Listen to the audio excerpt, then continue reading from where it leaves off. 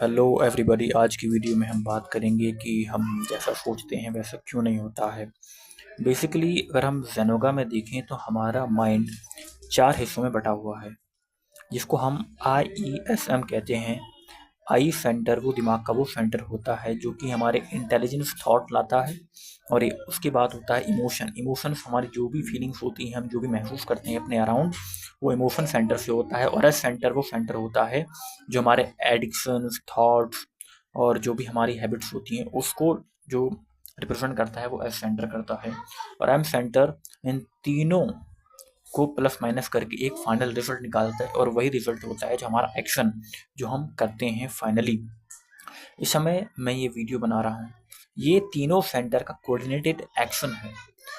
तीनों सेंटर आपस में मिलके साझा करके एक फाइनल रिजल्ट निकालते हैं। हमें हर टाइम ऐसे थॉट्स आते रहते हैं कि हमें कुछ और करना चाहिए, हम जो कर रहे हैं वो नहीं करना चाहिए।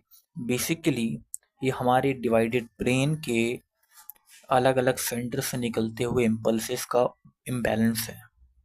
हम जो भी इस समय थॉट्स सोच रहे हैं वो एक थॉट्स नहीं है, वो दिमाग के अलग अलग सेंटर से निकले हुए थॉट्स की इंटेंसिटीज है। और जो हम फाइनली करते हैं वो इन तीन सेंटर के इंटेंसिटीज का प्लस माइनस होता है। और तीनों सेंटर्स की इंटेंसिटीज, अगर हम रेशियो की बात करें कि किस सेंटर का कितना साइज है, तो हमारा जो आई सेंटर है उसका साइज है 2, और उसका रेशियो है 2, और ई सेंटर का रेशियो है 4, और एस सेंटर का रेशियो है 8, और एम सेंटर जो फाइनली मूवमेंट जो रिजल्ट निकालता है उसका रेशियो भी है 2। इस रेशियो को हम कहते हैं 2, 4, 8, 2।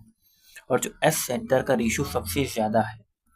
और सबसे अच्छी बात यह है कि हमारे मन में अगर अभी रेशियो को देखें, इस टाइम हमारे माइंड में ये रेशियो है, और सबसे कम थॉट्स हमारे आई सेंटर से निकलते हैं, और मूवमेंट भी कम होता है। पर इमोशंस और सेंस ऑफ वाइटलिटी यानी हैबिट्स हमारी सबसे ज़्यादा हैं।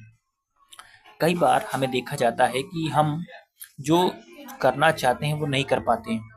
उसका ये मतलब है कि वो तीनों सेंटर से मेल जोल नहीं हो रहा। और अधिकतर हमारी लाइफ 80-90 ईयर्स ऐसे ही रहेगी, क्योंकि ये जो मैं आपको जेनोगो की बात कर रहा हूँ, ये यूट्यूब में एक चैनल है डीप नॉलेज नाम से, जिसको रन करते हैं डॉक्टर आशीष शुक्ला। वो इसको बहुत अच्छे से समझाते हैं और उन्हीं से मैंने सीखा है। और IESM को समझने पर रियल प्रॉब्लम तो पता चलती है, पर जब तक सॉल्यूशन नहीं होगा तो कोई भी इफेक्ट नहीं दिखेगा। हमने जान तो लिया कि IESM, पर जानने और प्रैक्टिस करने में बहुत डिफरेंस होता है। जैसे मैं खुद का एग्जांपल देता हूँ, मैंने ये जान लिया कि मेरा ई सेंटर ज़्यादा है, एस सेंटर ज़्यादा है, पर मैंने इसके लिए कुछ नहीं किया। इसका मुझे इफेक्ट भी नहीं दिखेगा, जानने से कोई इफेक्ट नहीं दिखता, उसको इम्प्लीमेंट करने से दिखता है। अभी तो मेरे को सिर्फ इतना देखना आया है एग्जाम्पल के लिए कि कौन सा सेंटर डोमिनेंट है, और पर अगर मैं उसके लिए कुछ नहीं करता तो इसके लिए मुझे कोई भी रिजल्ट नहीं मिलेगा। कुल मिला के अगर मैं फाइनल अपनी स्टेटमेंट कहूँ कि हम इंसान नहीं हैं, हम हैं अपने माइंड के IESM। जो भी हमारा फाइनल एक्शंस है वो इन्हीं 4 सेंटर्स के इर्द गिर्द या प्लस माइनस होके हम 3 सेंटर्स के ऊपर इम्बैलेंस से हम जो भी एक्सेस करते हैं।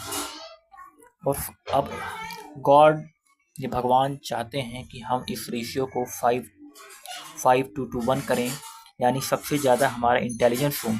अगर हम अपने बचपन के उसमें देखें तो हमें हर चीज़, हमारी ऑब्जर्वेशन अलग लेवल की थी। ऑब्जर्वेशन अलग लेवल का होने का मतलब ये है हमारे दिमाग में आई सेंटर सबसे ज़्यादा था। हमें हर चीज़ सबसे नई लगती थी, और यही कारण है जब हम धीरे धीरे बड़े हुए, हमारे इमोशंस बढ़े, सेंस ऑफ वाइटलिटी बढ़ी, इंटेलिजेंस कम हुई, तो हम चीज़ों को देख नहीं पाते थे। हमारे लिए चीज़ नई नहीं लगती है। नई ना लगने का सबसे बड़ा कारण तो यही है कि हमारी ऑब्जर्वेशन पावर, हमारी इंटेलिजेंस सबसे कम है। तो हमें इसको बढ़ाना होगा। Thank you for watching this video. Again I will make